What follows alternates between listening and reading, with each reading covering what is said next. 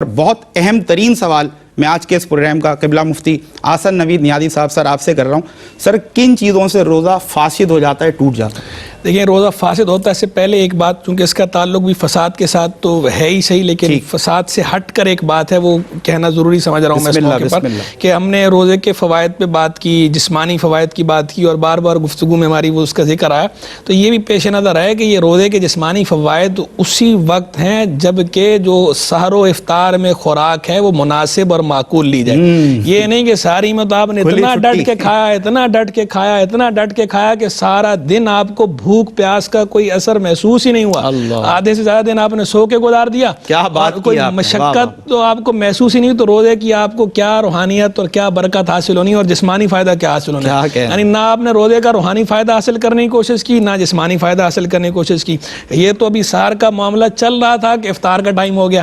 بلا مبالغہ کہہ رہا ہوں, آپ نے پروگرام کا حق ادا کر دیا یہ بات. اور افطار کا ٹائم آیا تو افطار کے ٹائم میں آپ نے پھر جو ہے اسی طرح, یعنی جو شفٹ آپ نے جس طرح سحری میں ایک شفٹ لگائی تھی, اب آپ افطار میں اسی طرح کی ایک شفٹ بھرپور انداز میں لگا رہے ہیں.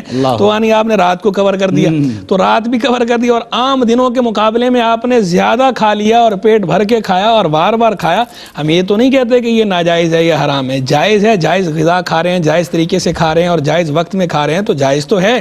لیکن مقصد یہ جو اس کی مقصدیت ہے صوم کی اور رمضان کی, وہ فوت ہو رہی ہے.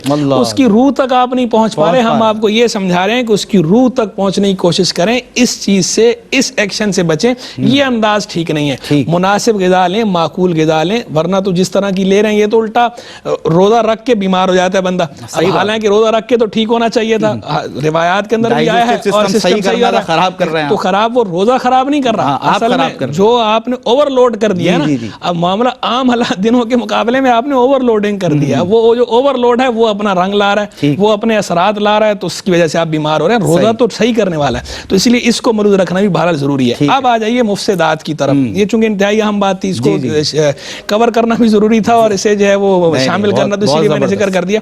اب روزے کے مفسدات کی طرف آ جائیں کہ روزہ کن چیزوں سے ٹوٹتا ہے, کون سی چیزیں جو روزہ توڑ دیتی ہیں.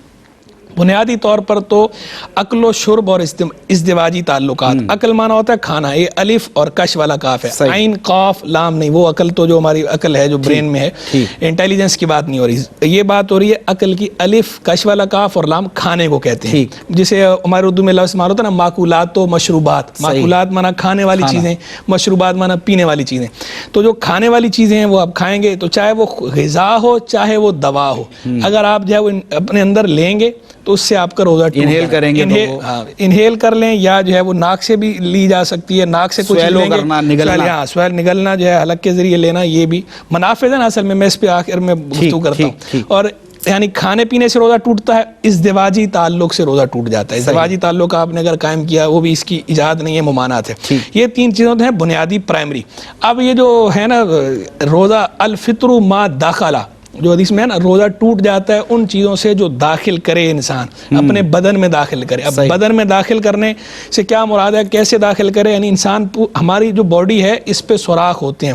ویسے پورے جسم پر چھوٹے چھوٹے سوراخ ہیں جنہیں مسام کہتے ہیں, جن سے پسینہ بہتا ہے, یہ کہلاتے ہیں مسام. دوسرے کچھ جو ہیں جو بڑے سوراخ ہیں انہیں منافذ کہا جاتا ہے. منافذ اصلیہ, منفذ کی جمع. منافذ اصلیہ کے ذریعے جو چیز آپ اندر لیں گے اور وہ آپ کے معدے میں چلی جائے یا آپ کے حلق میں چلی جائے اور وہاں قرار پکڑ لے, اس سے روزہ ٹوٹ جاتا ہے. جیسے منہ ہے, ناک ہے, اس کے ذریعے جو ہے آپ کے حلق میں کوئی چیز جائے گی یا معدے میں جائے گی, اس سے جو ہے وہ روزہ ٹوٹ جانا ہے. باقی آنکھ اور کان, یہ جو مسئلہ, یہ مسئلہ علماء کے مابین اختلافی ہے. جو قدیم علماء تھے ان کی رائے اس بارے میں یہ تھی کہ کان سے چونکہ منفذ ہے, تو وہ کہتے تھے کان سے اگر کوئی چیز آپ نے اگر اندر کی دوا وغیرہ لی یا تیل ڈالا, کوئی چیز ٹپکائی, تو اس صورت میں روزہ ٹوٹ جائے گا. اور آنکھ سے وہ کہتے تھے منفذ نہیں ہے, تو آنکھ سے آپ نے کوئی چیز لی تو اس سے روزہ نہیں ٹوٹے گا. قدیم علماء کی رائے یہ تھی, اور طبی تحقیق بھی یہ تھی. اب آج کل علماء کی دو طرح کی رائے ہے. بعض علماء اسی رائے پر قائم ہے قدیم علماء کی, وہ کہتے ہیں کہ جو مسئلہ پہلے تھا وہی مسئلہ آ جائے, کہ اگر کان سے آپ جو ہے کوئی چیز اندر لیں گے, تیل ٹپکائیں گے یا دوا لیں گے, ڈراپ وغیرہ ڈالیں گے, روزہ ٹوٹ جائے گا. آنکھ سے لیں گے تو روزہ نہیں ٹوٹے گا. اور آنکھ پر وہ دلیل بھی پیش کرتے ہیں, وہ سرمے والی حدیث کے سرکاری ساتھ سامنے سرما لگانے کی اجازت دی تھی, تو وہ اس سے استدلال بھی کرتے ہیں. اور کان کے اندر وہ کہتے ہیں کہ جو اس سے بچنا, کان والے کے اندر بھی پھر دو طرح کے وہ ہیں جو کہتے ہیں کہ بچنا ممکن تھا اور دوسرے کہتے ہیں بچنا ممکن نہیں تھا. اگر کسی چیز سے بچنا ممکن تھا تو اس کو لیا تو کہتے ہیں ٹوٹ جائے گا, بچنا ممکن نہیں تھا نہیں, اس صورت میں بہتر مفتی صاحب یہی ہے کہ میں کہتا ہوں دونوں سے بچنا بہتر ہے, دونوں سے بچنا بہتر ہے. اور بعض علماء جو ہے وہ جدید جو رائے رکھتے ہیں, جدید تحقیق کی روشنی میں جو علم تشریح الابدان ہے موجودہ, اس کی روشنی میں ان کا جو ہے وہ نقطہ نظر یہ ہے کہ کان سے روزہ جو ہے وہ اگر اندر کوئی چیز آپ نے کی ہے تو کان سے نہیں ٹوٹے گا, آنکھ سے جو ہے وہ ٹوٹ جائے گا. اور سرمے کا وہ استثناء کر دیتے ہیں کہ چونکہ حدیث سے ثابت ہے تو اس لیے اس کا استثناء باقی ہے. قدیم علماء کی رائے الگ تھی, ان کے ہاں جو ہے وہ کان سے روزہ نہیں ٹوٹ رہا, ان کے ہاں آنکھ سے روزہ نہیں ٹوٹ رہا, کان سے ٹوٹ جاتا تھا. اور جو جدید جو ابھی تحقیق ہے اس کے مطابق جو ہے وہ اس کے بالکل اپوزٹ ہے, وہ کہتے ہیں کان سے روزہ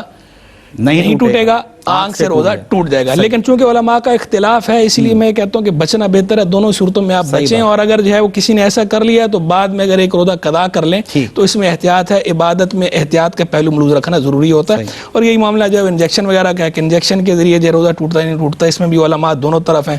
علماء کی ایک بڑی تعداد ہے جن کا موقف یہ ہے کہ انجیکشن سے جو ہے روزہ نہیں ٹوٹتا, اور دوسری طرف علماء کی یہ ادھر بھی تعداد کم نہیں ہے جو یہ کہتے ہیں کہ روزہ ٹوٹ جاتا ہے. تو اس میں بھی بہتر یہ ہے کہ آپ احتیاط کریں, اور اگر مجبوراً کرنا پڑ گیا تو کر لیں اور بعد میں قضا کر لیں تو اچھی بات ہے. لیکن اس طرح کے جو اختلافی مسائل ہوتے ہیں عوام اس میں کیا کرے, تو عوام کے لیے کہ عوام جن علماء کو فالو کر رہی ہے وہ ان کو اگر فالو کرے گی تو عوام بہرحال مواخذے سے بچ جائے گی. لیکن جن کو فالو کرتے ہیں انہی کو فالو کریں, یہ نہ ہو کہ جو آپ فالو ویسے تو دوسرے عالم کو کرتے ہیں لیکن اس مسئلے میں آپ کے نفس کے خلاف بات آئی تو آپ کہیں ابھی اس عالم کی نہیں لیتا, اب میں دوسرے کے لیے لیتا ہوں. یہ اتباع ہوا نہ کریں, نفسانی خواہش کی پیروی نہ کریں, شریعت کی پیروی کریں. جس عالم پر آپ اعتماد کرتے ہیں اس کی رائے پر آپ اعتماد کر کے عمل کر لیں. ٹھیک ہے ناظرین.